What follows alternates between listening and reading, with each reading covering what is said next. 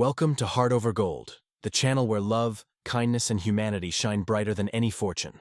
In today's story, Alexander Vera's life is a picture-perfect success, wealth, power, and a stunning woman by his side. But everything unravels when he unexpectedly encounters Clara Sanchez, his pregnant ex-wife, carrying his child. Forced to confront his past mistakes, Alexander must navigate the painful path of redemption, not through grand gestures, but through small acts of responsibility. As he learns to be the father Clara and their baby deserve, their complicated journey of healing begins. Can trust ever be rebuilt, or is their story forever marked by betrayal? Don't forget to like, subscribe, and share your thoughts in the comments, and keep up with our latest stories. Imagine your life as a flawless snapshot of success. A coastal paradise with the sun gleaming over the Mediterranean, and a stunning woman by your side. Then, amidst the crowd, you spot a figure from your past. But this isn't just a memory. She's visibly pregnant, and the child is yours. What do you do in that moment? Do you turn away or face the truth behind the perfect facade? The sun rose over Valencia, blinding and bold, like a freshly minted gold coin. Alexander felt its heat on his shoulders, a pleasant weight, mirroring the warmth of Victoria's hand in his. Her laughter, the kind made for yacht decks and brunches, echoed in his ear. This was his life now, a curated portrait of perfection. Crisp white linen on his back, soft sand beneath his Italian loafers, and the beautiful woman at his side, whose elegance was both a comfort and a symbol. It felt flawless. It felt false. And then he saw her. The world seemed to grind to a slow crawl, as if he had stepped into a nightmare. Among the scattered families and laughing teenagers, a solitary figure walked by the water. Her pregnancy was unmistakable, a bold, defiant curve against the endless blue of the sea. She wore a simple faded dress, the color of a pale sky, and her dark hair was tousled by the salt-filled breeze. It was her movement that struck him first, the slight limp she had since a childhood fall, the unyielding set of her shoulders. That familiar, aching recognition hit him like a punch to the stomach. Clara. It had been 8 months since he'd last seen her, since the lawyers had finished untangling their lives, dissolving their vows, and leaving only the sterile terms of divorce settlements. He had convinced himself it was for the best, a clean break. He had paid the checks, buried himself in work, and surrounded himself with the effortless company of Victoria. He had nearly tricked himself into believing that Clara had ceased to exist. But there she was, a ghost under the Valencia sun, impossibly real and devastatingly pregnant, with his child. The thought struck him like a physical blow, stealing the air from his lungs. He remembered the last conversation, a frantic, tear-filled call he had answered on his way to a board meeting. "I'm pregnant. Alex, please, we need to talk." He had dismissed her, brushing off her desperate plea. He had told her to have her lawyer contact his. That memory burned like acid in his throat. "Alexander, darling, you look like you've seen a ghost," Victoria's voice, once soothing, now grated against his nerves. She tightened her grip on his hand. He couldn't respond. His eyes were fixed on Clara, who had stopped walking, one hand resting on her lower back, the other gently cradling her swollen belly. Even from a distance, the weariness etched into her face felt like a personal accusation. The ocean breeze clung to her dress, outlining the curve of her body, her new shape, sacred and belonging to him, a shape he had helped create and then abandoned. Shame washed over him like a wave. He was Alexander, a titan of private equity, a man whose image was as carefully curated as his financial portfolio. But 50 yards away stood the living, breathing, pregnant proof of his deepest failure. The eyes of strangers were on him. He could feel their gazes, their whispers, about to spread across the Costa del Azahar. Clara took another step and then stumbled. Her body swayed like a fragile reed in the wind. Her hand went to her head, trying to steady herself. Her knees buckled. "Oh my God," Victoria whispered, the note of drama in her voice impossible to ignore. "Is that woman all right?" Time fractured into fragments. Part of him, the cold, calculating part that had built his empire, urged him to turn away, to pretend he hadn't seen her, to avoid the disaster unfolding in front of him. Victoria was already pulling on his arm, her instinct for self-preservation kicking in. "Alexander, let's go. We shouldn't get involved." But his feet felt like they were rooted to the sand. He watched as Clara's face drained of color, her eyes rolling back before her body collapsed. Not gracefully, but in a sudden, sickening fall. Her body hit the wet sand with a dull thud, breaking the silence in his mind like a gunshot. A collective gasp spread across the beach. People began running toward her. A woman screamed for someone to call an ambulance. His perfect life had just gone up in flames. For one frozen moment, he was just a man. watching the mother of his unborn child collapse on the sand. The title, the wealth, the mistress, it all evaporated in the salty air, leaving only the raw, searing agony of his betrayal. The lie he had built was crumbling as surely as she had, and in its wake, he could only stare, paralyzed by the enormity of what he had done. The sterile, antiseptic smell of the Santa Catalina hospital slapped him in the face. It was a harsh contrast to the open air of the beach. Alexander walked through the automatic doors, his mind a whirlwind of guilt and panic. He had left a fuming Victoria in the car, her protests about scandal and image falling silent as the roar of his own heartbeat drowned them out. He followed the ambulance, driving recklessly, his anxiety mirrored in the chaos within him. He reached the emergency reception desk. His voice came out clipped and sharp. "I'm here for Clara Sanchez. She was just brought in from the beach." The receptionist, a tired woman named Marga, barely looked up from her computer. "Are you family?" The question hung in the air, simple and bureaucratic, and it sliced through him like a knife. He hesitated. "I'm her ex-husband." The words tasted bitter in his mouth. Marga's fingers clicked on the keyboard, her expression unchanged. "Her emergency contact is Donato Espinosa. He's on his way. I'm sorry, sir, but due to privacy regulations, I can only give out information to immediate family or the designated contact. I'm the father of her child," he snapped, feeling the words hang in the air like a desperate confession. Her face didn't soften. If anything, her disapproval was palpable. "That doesn't change the paperwork, sir. You'll have to wait in the designated waiting area." Alexander, used to having the world bow to his demands, was now blocked by hospital protocol. The irony suffocated him. He had signed the papers that severed their legal ties, effectively erasing his right to be here, to know if Clara was all right or if their baby was okay. It was a wound he had inflicted on himself, and now it bled him dry. He retreated to the waiting room, the harsh fluorescent lights exposing every crack in his composure. He pulled out his phone, his thumb hovering over Victoria's name. There were dozens of messages. "This is a nightmare, Alex. My phone is blowing up. Did you have to run after her like that? Think of the photos. My agent just called. The press is asking for a comment. Call Andrew now." He ignored them all, his mind replaying a previous call, months ago. Clara's name had flashed on his screen while he was stuck in traffic, on his way to seal a major deal. He had let it go to voicemail. Later he listened to her voice, small, shaky. "Alex, I didn't want to do this over the phone. I'm pregnant. I know everything is a mess, but it's yours, please. Can we just talk? Not with lawyers, just us." He had deleted the message, rationalizing it as a last-ditch effort to get back into his life, to negotiate a larger settlement. He had instructed his lawyer to handle everything through legal channels, building a wall of money and lawyers around himself. Now, standing in the sterile hospital lobby, he was on the other side of that wall, desperate to break through. A doctor in blue scrubs appeared, his face grim. Alexander stood up quickly, but the doctor walked past him, straight to an elderly couple in the corner. Alexander sat back down, the adrenaline rush leaving him hollow. An hour passed like an eternity. He paced, ignoring the buzzing of his phone. Finally, he sent a brief message to Andrew. Handled the press. No comment. It felt empty, like a reflex from his corporate playbook. Then the double doors opened again. David Espinosa emerged, his face still grim, but the panic had softened into weary resolve. Alexander moved quickly toward him. "How is she?" David stopped, his eyes cold and full of contempt. "She's stable. The baby is too, for now. Severe dehydration, exhaustion, and a spike in her blood pressure. The doctor called it a pre-eclamptic warning. They'll keep her for observation." The relief, so potent it made him dizzy, flooded through Alexander. Thank God. "Can I see her?"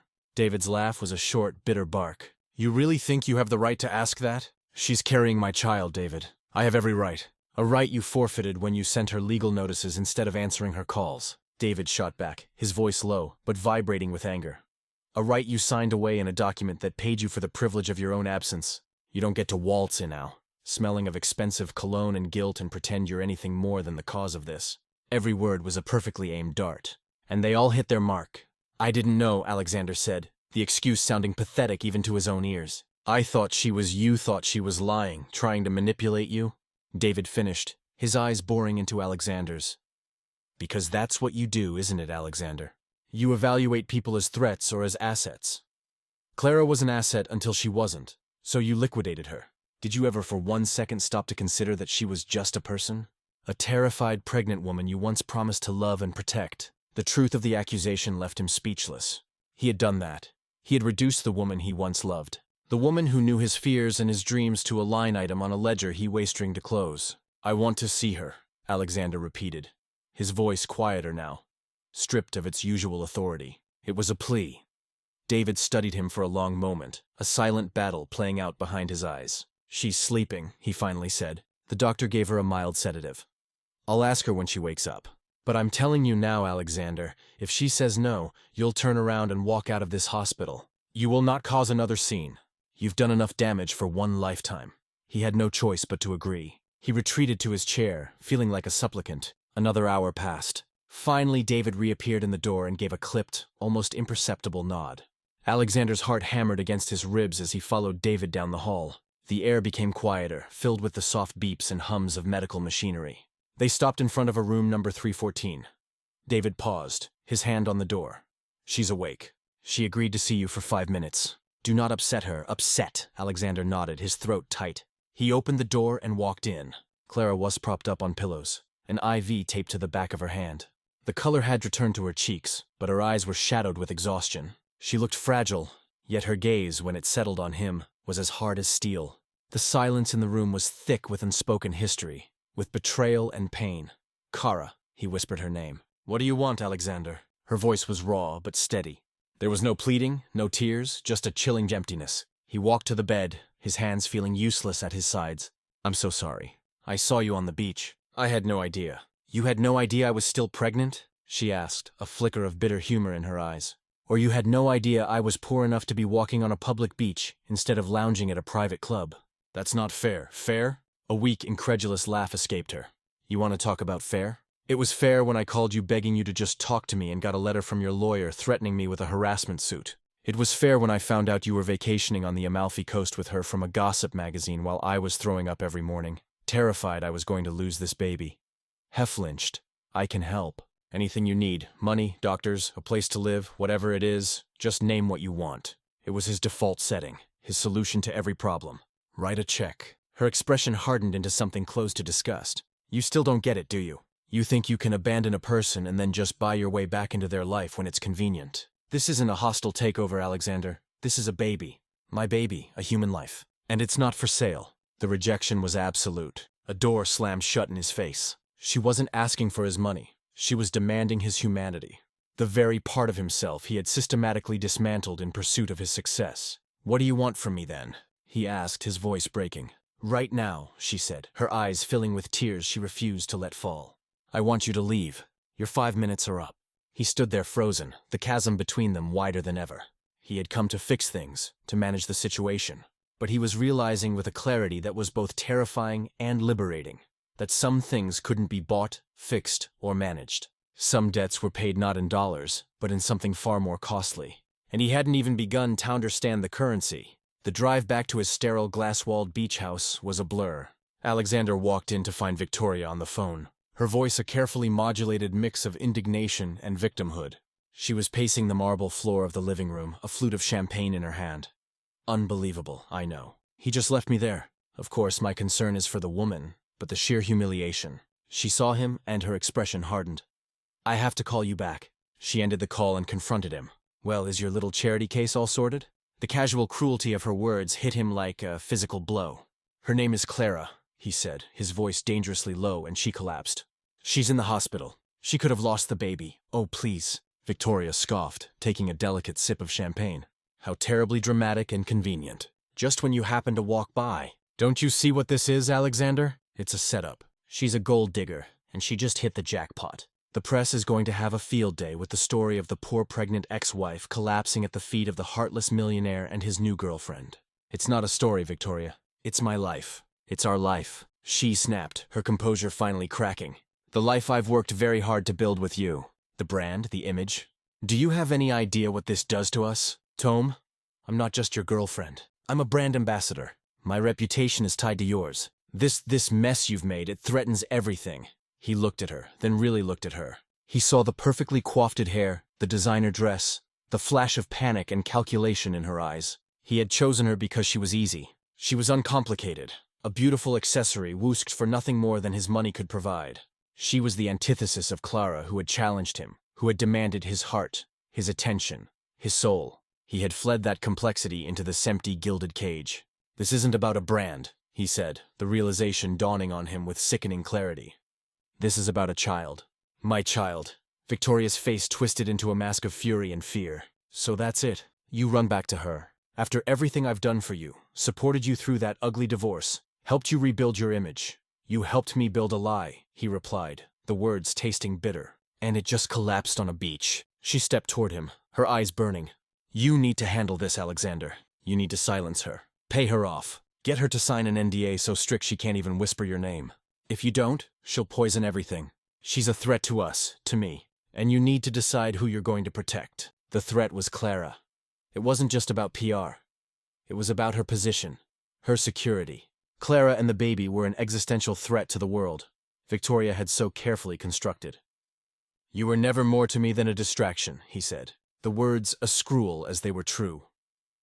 And the distraction is over. He hung up the phone, his hand shaking. The fury receded, replaced by a cold, sick dread. He thought of Clara, alone in her small apartment, likely seeing this article at that very moment.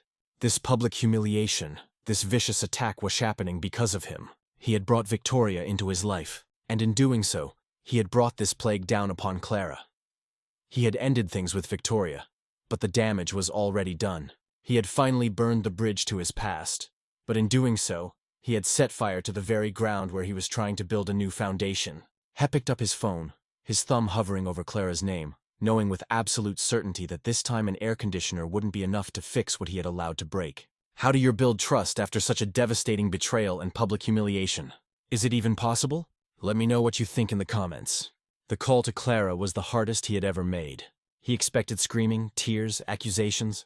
He got something far worse. A quiet, profound exhaustion. I saw it, Alexander, she said before he could even apologize. Her voice was flat, empty. A friend from work sent me the link. Congratulations. You've succeeded in painting me as a manipulative, cheating to the entire world. Clara, I am so sorry. It was Victoria. I've ended it with her. It's over. I swear I had nothing to do with that. It doesn't matter if you did or if you just stood by and let it happen, she replied, her voice breaking with a pain that cut him to the core. The outcome is the same. My name is Mud. My picture is everywhere. People I know are looking at me differently. Do you have any idea what that feels like? He didn't. He had always been the one in control of the narrative, the one who paid publicists to shape his image. He had never been on the receiving end of a public dissection. I'll fix this, he vowed, reverting to old instincts. I'll have Andrew issue a statement. We'll sue the blog for defamation. I'll spend whatever it takes to clear your name. No, she said, her voice firm. No more statements. No more lawyers. No more public battles. That's your world, Alexander, not mine.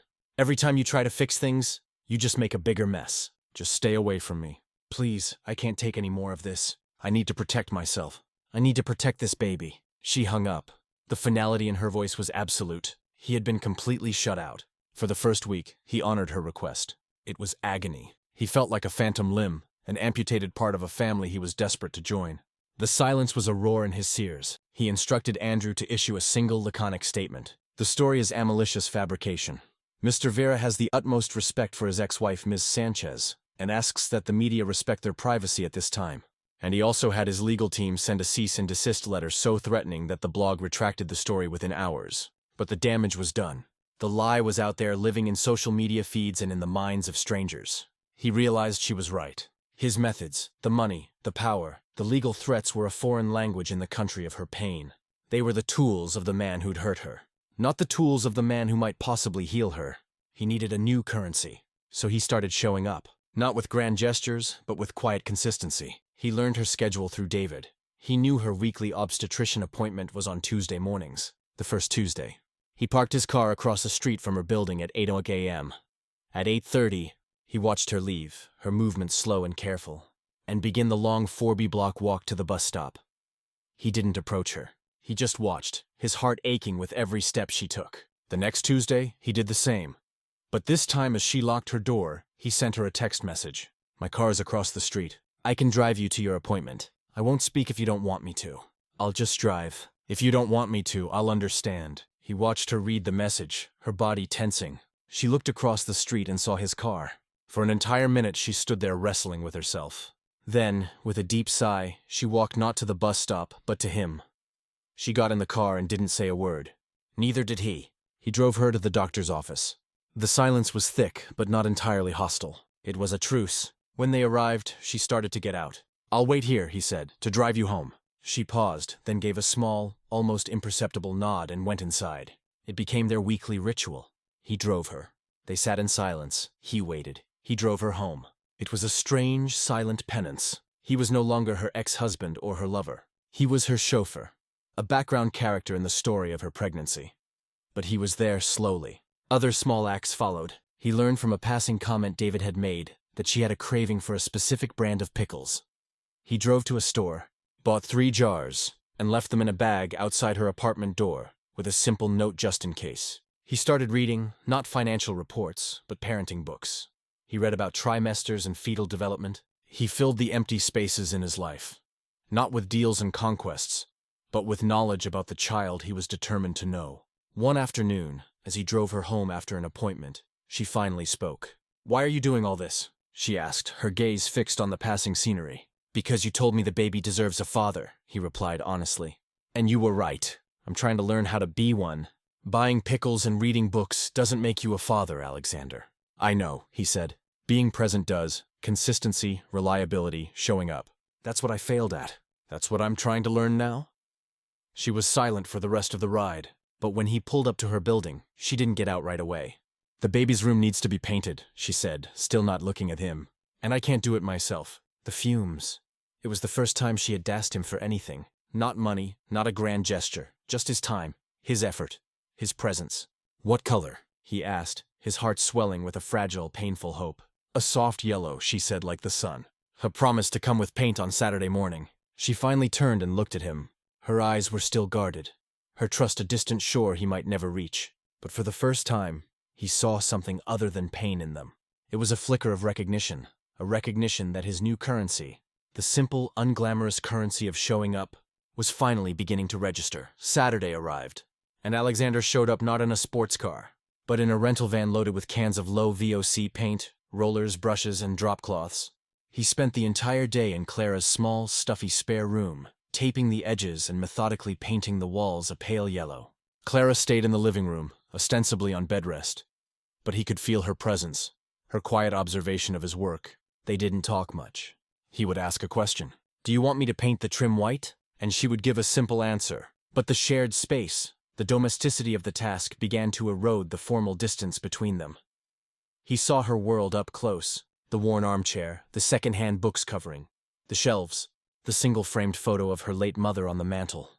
This was the life she had built from the ashes of the one he had burned. It was small and humble, but it was hers, and it was real. The quiet, steady rhythm of their lives continued for weeks.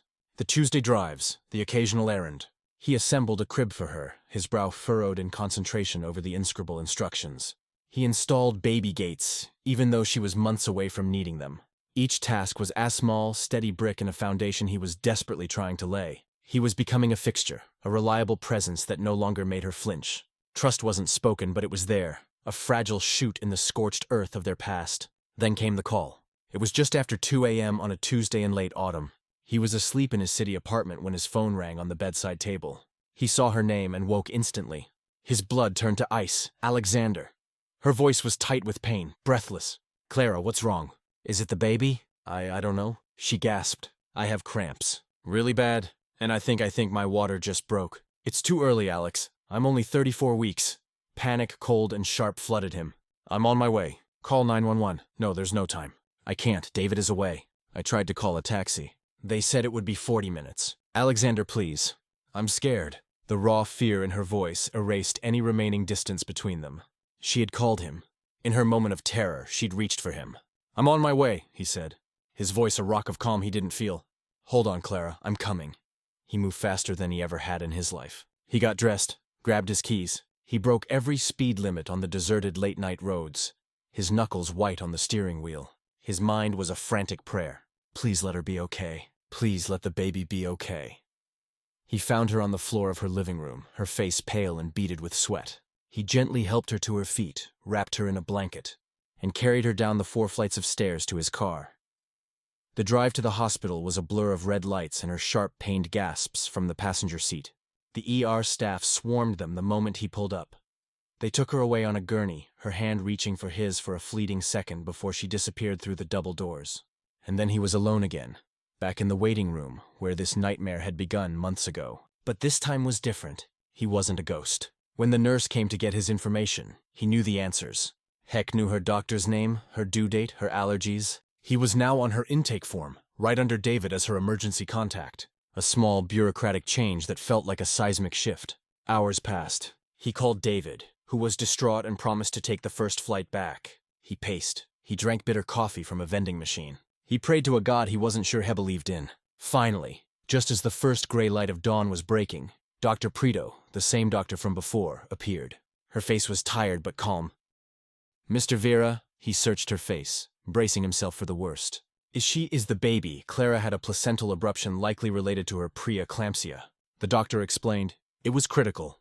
We had to perform an emergency C-section, but she's stable now. She's in recovery." He slumped against the wall in relief. "And the baby?" Dr. Preto smiled. "You have a daughter. She's small. She's a little under 5 lb, and she's in the NIC as a precaution. But she's breathing on her own. She's a fighter. A daughter." The words resonated deep in his soul. He had a daughter. "Can I see them?" he asked, his voice choked with emotion. "You can see your daughter now," she said. "Kara will be out of recovery in about an hour." He followed a nurse through a maze of corridors to the neonatal intensive care unit. After scrubbing his hands raw, he was led to a small, clear incubator, and there she was. So tiny, so impossibly perfect, with a little shock of dark hair, just like her mother's. She was hooked up to monitors that emitted soft beeps, but her tiny chest rose and fell with a steady, determined rhythm. He reached a hand through the portal and gently placed a finger on her small hand, which latched on. Her impossibly tiny fingers curled around his. In that moment, the entire world fell away. The money, the power, the mistakes, the betrayals, none of it mattered. All that existed was the overwhelming, terrifying, unconditional love for this one small, fragile human being. This was his daughter, his responsibility, his redemption. He too didn't know how long he stood there just watching her breathe. When he finally went to Clarara's room, he found her awake, pale but lucid. He walked to the bed, his heart too full for words. She looked at him, her eyes filled with the same awe and exhaustion he felt. "Did you see her?" Clara said, a tear rolling down her cheek. "She's perfect," he managed to say. "She's beautiful, just like her mother." He sat in the chair beside her bed and for the first time took her hand. She didn't pull away. They sat in annex-hosted shared silence. They were no longer exes. They were no longer adversaries. They were simply two parents, forever linked by a fierce, miraculous love for the little girl, fighting for her life one floor below. The longest night of their lives was over, and in its wake, a new uncertain day was dawning. 2 weeks later, the baby, whom Clara had named Hope, was discharged from the NICU. The apartment he had once seen as a symbol of her struggle was now a baby's room, bathed in the soft yellow light of the walls he had painted. It was cluttered with diapers, bottles, and the beautiful chaos of a new life. Their new reality was a strange dance of co-parenting. It wasn't a rekindled romance. There were no grand declarations of love or forgiveness. Instead, their interactions were based on the mundane essential logistics of keeping a tiny human being alive. Their conversations were about feeding schedules, doctor's appointments, and whose turn it was to soothe the baby at 3:00 a.m. Yet within this routine, something new was taking root. He saw the fierce, tireless love in the way Clara held Hope, the soft lullabies she sang when she thought no one was listening. And she saw him. She saw him expertly swaddle their daughter, a skill he had learned from a YouTube video at 4:00 a.m. She saw him pace endlessly in Thesmall living room, rocking a fussy Hope on his shoulder until she finally fell asleep. She saw him not as the billionaire who had abandoned her, but as Hope's father, a man who showed up, a man who stayed. That evening, an autumn chill rattled the window panes. Hope was sleeping in her bassinet next to the sofa, making soft, cooing sounds. Alexander had just finished washing the dishes from dinner, Chinese takeout eaten from their cartons while Clara watched him, a thoughtful, unreadable expression on her face. He dried his hands and sat in the worn armchair across from her. The silence was comfortable now, a shared space rather than an empty one. "David called today," she said, her voice soft. "He's happy you've been here." "I'm glad to be here," he said simply. It was the truest thing he had ever said. The boardrooms and billion-dollar deals of his old life felt like a dream from another existence. This small apartment with the scent of baby powder and the quiet breathing of his daughter felt like the only real place in the world.